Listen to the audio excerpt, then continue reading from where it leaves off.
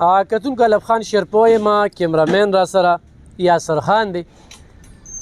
تاسو ما سره په دې سایټ کې چې دا کومه ویډیو ګورئ دا بختیار کاکا دی چې دوه وروڼه دي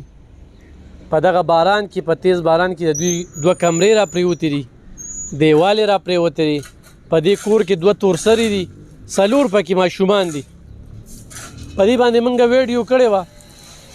خو هغه ګڼکپانو ورته کالونه وکړه چې انعامونه دې روتېري ده و هغه هېڅ قسمه دغه شانتې څه کومک ونه شو د شیخ صاحب په دې کې خو هم چې کوم دی نو موږ ته شپارس و بختیار کاکا راشه دې خواته په دې دیوال باندې لږې 100,000 روپۍ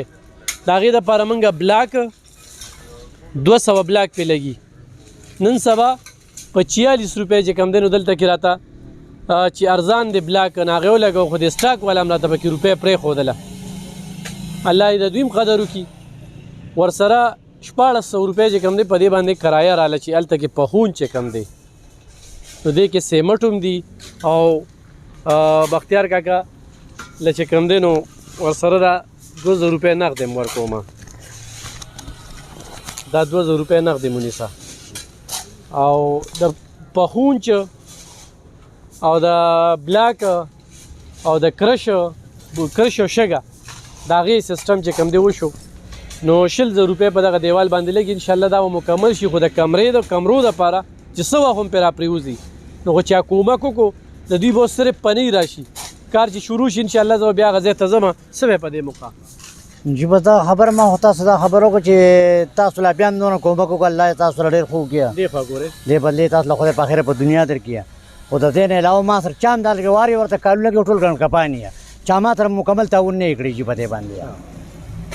هغه ورور ته دوا کوه د چا په وجه چې دا کېږي ښه صحیح دی جي الله دوا کې یاد ساته خوشحاله کړي خدای مو خراب خدای مو بچو خوشحاله کړي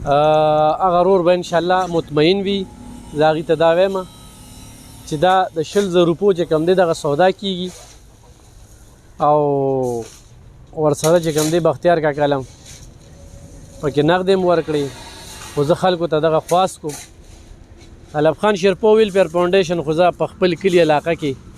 څه دومره څه وکړل پنۍ یې رالله خو د خلکو چې کومې ذمهوارۍ جوړېږي د الله سره تجارت دی دا پیسې هر څه رانه پاتې دي جون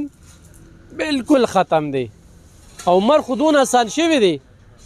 چې بس روان مې را پریوبځي اکسیډنټ به وشي دیوال به د باندې را پروځي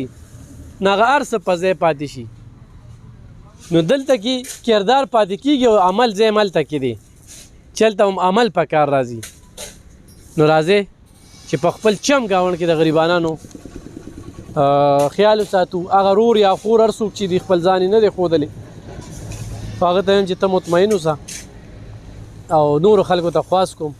چې د بختیار کاکا 2 کمرې دا په څه ټایم هم راپروځي سبا چې په دغه کمرو کې بچي وو دوی پراتی نو بیا موږ ارمان کوو چېرې دا چت خو وله موږ چولی وو دا دیوال خو وله موږ چولو بیا خلک وایي که نه داسې ده که نه ډېر خلکو برته ویلي ډېر جي لا پې پړو له خو هسې د خولې لا پې مکمل نه راځي چې سودا ماته وکړه بل چا ته مطمئن شي ماته وغورځوله حتی به اوس بلاکونه یوسي او جی او سیمنټ او ورسره کرش او بنیاد دار شو مطمئن اوسو انشاءالله ولې نه دعا کوه په خپلو دعاګانو کې مې یا ساته زموږ په دعاګانو کې انشاءالله چې دیوال برابر شي بیا هم راځو خو د کمرو دپاره خو دې ټایم کې چې سره کومک وکړو مرسته را سره وکړله نو زه یم چې دې کار سره ورسره دا کمرې هم روانې کړو نو ډېره ښه به شي او د ده به دا کور جوړ شي کور به روغ شي دی به محفوظه شي دی به چې کوم دی د مرګ نه بچ شي یعنې څه وخت هم په ده باندې دا چت را پرېوځي خوشحاله او باد اوسه